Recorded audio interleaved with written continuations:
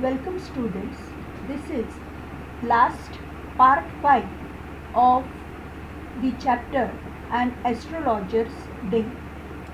Good fellow, he bared his chest to show the scar. What else? बिचारा तो काय करतो, त्याला जिथं भुसकलेलं असतं तेच व्रण तो ह्या ज्योतिषाला दाखवतो. त्याच्या छातीवर त्याला त्याला चाकूने मारायचा प्रयत्न केलेला असतो हे तो त्याला दाखवतो. What else? आणि तो त्याला काय म्हणतो अजून? And then you were pushed into a well nearby in the field you were left for dead. आणि जवळच असलेल्या एका विहिरीमध्ये तुला ढकलून दिलेलं होतं. तुझ्या ज्या शेतामध्ये तू होता, ज्या शेतामध्ये ती जी विहीर होती त्यामध्ये तुला ढकलून देण्यात आलेलं होतं आणि तुला मेलेलं आहे असं समजून सोडून दिलेलं होतं. I should have been dead if some passer by had not chanced to peep into the well, exclaimed the other, overwhelmed by एन्थुसियाझम.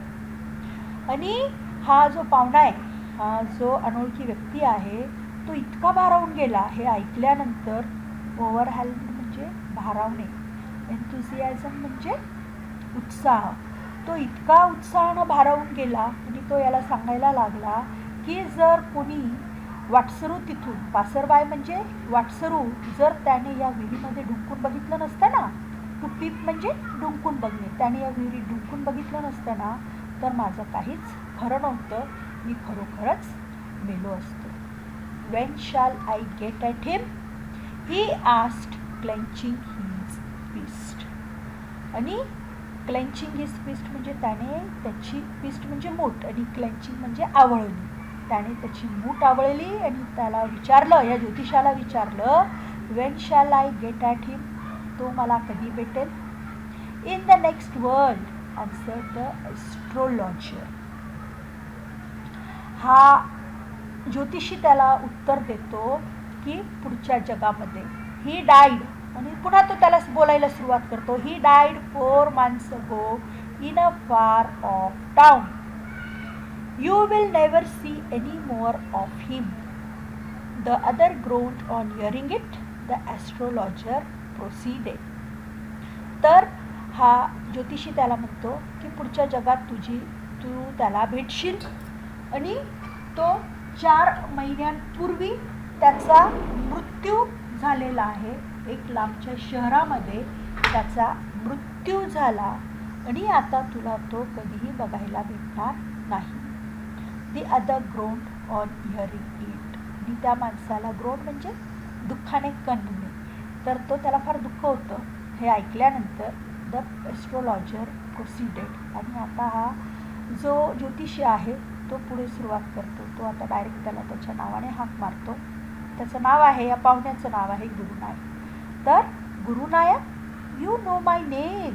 The other said, taken aback. Aback म्हणजे अचंबित करणे.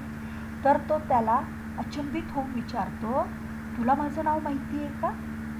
As I know all other things, Gurunayak, listen carefully to what I have to say. तो त्याला काय म्हणतो की मला तुझ्या बाबतीत सगळ्याच गोष्टी माहिती आहेत. आता मी ज्योतिषीच आहे ना, पण तू माझं म्हणणं अगदी व्यवस्थितरित्या ऐकून घे. To what I have to say, your village is 2 days journey due north of this town. तुझं शहर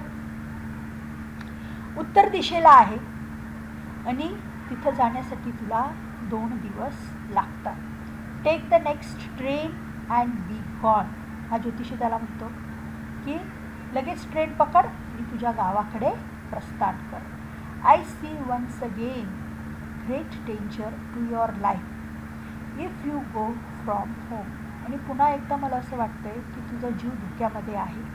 डेंजर म्हणजे धोका. तुझा जीव पुन्हा एकदा धोक्यामध्ये आहे आणि तू इथून सरळ घरी जा. He took out a pinch of sacred ash and held it to him. त्या ज्योतिषाने काय केलं, त्याच्याजवळूनच एक चुटकीभर विभूती घेतली. सेक्रेड ॲश म्हणजे विभूती, पिंच म्हणजे चुटकी. त्याने एक चुटकीभर विभूती घेतली आणि त्याच्यासमोर धरली. Rub it on your forehead and go home. तो काय म्हणतो त्याला, ही जी विभूती आहे ती तुझ्या कपाळाला, फोरहेड म्हणजे कपाळ, कपाळाला घास, रब म्हणजे घासणे, तुझ्या कपाळाला घास आणि तू गावाकडे जायला निघ, घरी जायला निघ. Never travel southward again and you will live to be 100. तो त्याला काय म्हणतो, आता पुन्हा कधीच दक्षिणेच्या दिशेनं कधीही प्रवास करू नको, नाहीतर तू 100 वर्ष आयुष्य जगशील, असं तो त्याला म्हणतो. Why should I leave home again, the other said reflectively. तो त्याला म्हणतो की, हा गुरुनायक त्याला म्हणतो की आता पुन्हा कशाला मी माझं घर सोडू. I was only going away now and then to look for him and to choke out his life if I met him. तो त्याला काय म्हणतो की मी त्याला घरातून याच्यासाठीच बाहेर पडायचो की त्याचा शोध घेण्यासाठी, आणि जर का तो मला कुठं भेटला माझ्या आयुष्यात, जर तो कुठं मला भेटला तर त्याला कायमचं संपून टाकायचं यासाठी. जर तो मला भेटला असता तर मी त्याला कायमचं संपवून टाकलं असतं. चोक आउट ऑफ हिज लाईफ म्हणजे मारून टाकणे. ही शुक हिज हेड रिग्रेट. मग त्याने मात्र त्याने त्याचं डोकं हे फार खेदजनक हलवलं, फारच दुःख कष्टी होऊन त्याने हलवलं. He has escaped my hands. तो म्हणतो, अरे पण तो माझ्या हातातून निसटून गेला. I hope at least he died age he deserve.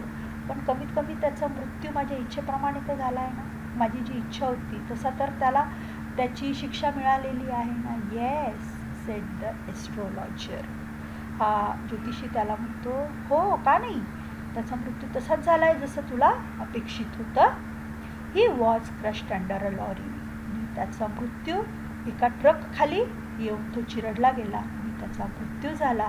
The other looked gratified to hear it. Gratified आनंदित होणे, समाधानी, ग्रॅटिफाईड म्हणजे समाधानी होणे. The other looked gratified to hear it. आणि हा जो गुरुनायक होता त्याला समाधान वाटतं हे ऐकून. The place was deserted by the time the astrologer picked up his articles and put them into his bag. आता ही इथली जागा जी होती ही सगळी निर्मनुष्य झाली, कोणीही तिथं नव्हतं. आणि या ज्योतिषाने देखील आपलं साहित्य गोळा केलं आणि आपल्या बॅगमध्ये टाकलं. The green light shaft was also gone, living the place in darkness and silence. आणि तिथं असलेलं ही जी हिरवी प्रकाश किरण होती ती सुद्धा नाहीशी झाली आणि ही जागा अंधारात आणि शुकशुकाटामध्ये एकटीच राहून गेली. The stranger had gone off into the night. आणि हा जो पाहुणा होता, ही अनोळखी व्यक्ती होती, ती देखील ह्या अंधारामध्ये, या रात्रीच्या अंधारात ती सुद्धा निघून गेली. After giving the astrologer a handful of coins.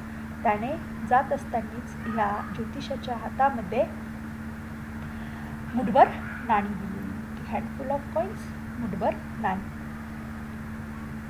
It was nearly midnight when the astrologer reached home. हा ज्योतिषी ज्या वेळेला घरी परतला त्यावेळेला मध्यरात्र झालेली होती. His wife was waiting for him at the door and demanded an explanation. त्याची पत्नी वाट बघत दारापाशी थांबलेली होती आणि घरी आल्यानंतर तिने उशिरा यायचं कारण विचारलं, स्पष्टीकरण विचारलं. He flung the coins at her and said, count them, one man gave all that. आणि त्यानं ते नाणे तिच्याकडे उधळले आणि तिला सांगितलं की हे नाणे मोज, एका माणसाने ते मला आज दिलेले आहे. 12.5 आनाज, शी सेड काउंटिंग. मोजत असतानाच ती काय म्हणते, त्याला 12.5 आणे आहेत. She was overjoyed. तिला अत्यानंद झालेला होता. ओव्हरजॉईड म्हणजे अत्यानंद होणे. I can buy some jaggery and coconut tomorrow. मग ती काय म्हणते की उद्या मी ह्या पैशांचं काय आणेल, जॅगरी म्हणजे गूळ, कोकोनट म्हणजे नारळ. उद्या मी या पैशांचं नारळ आणि गूळ आणेल. The child has been asking for sweets for so many details. कारण आपलं बाळ जे आहे ते बऱ्याच दिवसापासून गोड खाण्याचा हट्ट धरत आहे. I will prepare some nice stuff to her. आणि उद्या मी तिच्यासाठी काही छान गोड पदार्थ तयार करेल. The swine has cheated me. He promised me a rupee, said the astrologer. हा ज्योतिषी काय म्हणतो की त्याने मला 1 रुपया द्यायचा कबूल केला होता, पण मात्र त्याने तो मला दिला नाही. She looked up at him. You look worried. What is wrong. ती त्याच्याकडे बघते आणि त्याला म्हणते की तुम्ही फार काळजीत वाटत आहात, काही चुकलं आहे का? तर तो काय म्हणतो तिला, नथिंग, काहीच नाही. After dinner sitting on the pial he told to her. तो आणि जेवण झाल्यानंतर मग तो बाजेवर बसतो आणि बसत असतानाच तो आपल्या पत्नीला सांगतो, do you know a great load is gone from me today. माझ्या डोक्यावरचं खूप मोठं ओझं आज गेलेलं आहे. I thought I had the blood of a man on my hands all these years. आणि तो काय म्हणतो तिला की मला असं वाटत होतं की माझे हात हे रक्ताने माखलेले आहेत, मी कोणाचं तरी खून केलेलं आहे असं मला इतक्या वर्षांपासून वाटत होतं. It was the reason why I ran away from home, settle here and married you.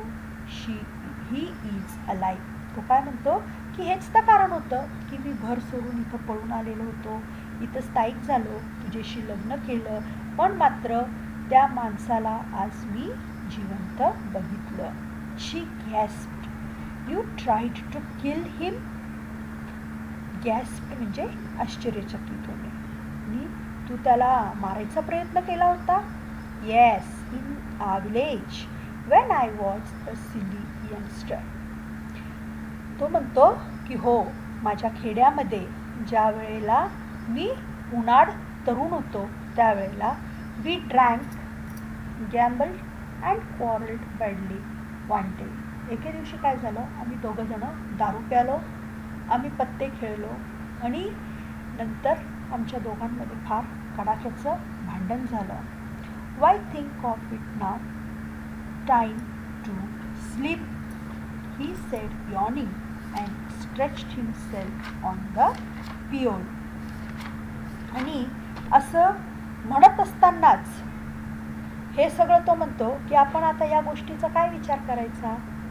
आणि जांभही दे, यॉर्निंग म्हणजे जांभही देणे, जांभही देत तो म्हणतो की आता झोपायचा टाईम झालेला आहे, आपण झोपू. And he stretched himself on the pial. आणि त्याने बाजावर आपले अंग टाकले, झोपी गेला. तर विद्यार्थ्यांना